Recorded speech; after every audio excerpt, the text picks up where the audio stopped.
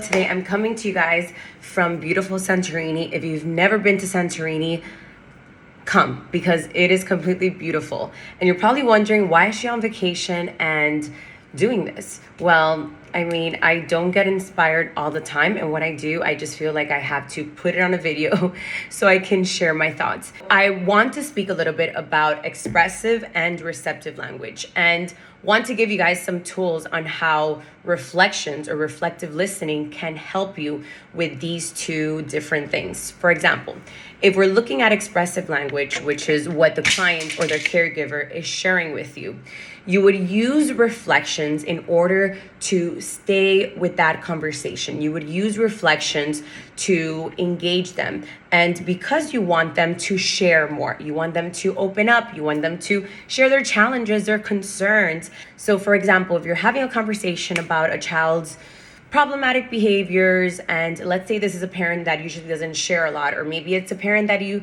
have just met for the first time, you want to use reflections in the way where you are highlighting certain words that would allow them to open up more. First, I would use an open-ended question. So I would say something like, tell me a little bit more about how these behaviors are concerning to you.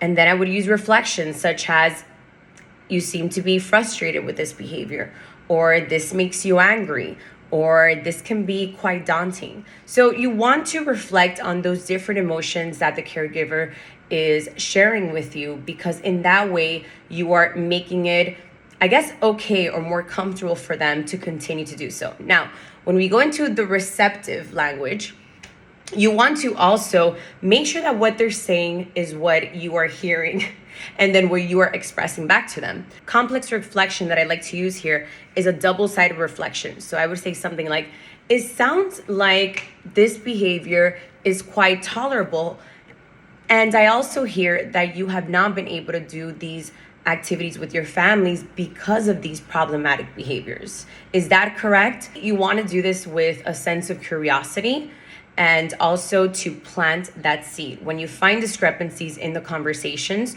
you want to bring it back out. Another way to also use reflections when you want to make sure that you are receptively understanding what the client is saying is simply do a reflection summarization. So you want to reflect back what they're saying, but in a way where you're summarizing. What you're saying is that these behaviors are really affecting the way that he is engaging with his peers.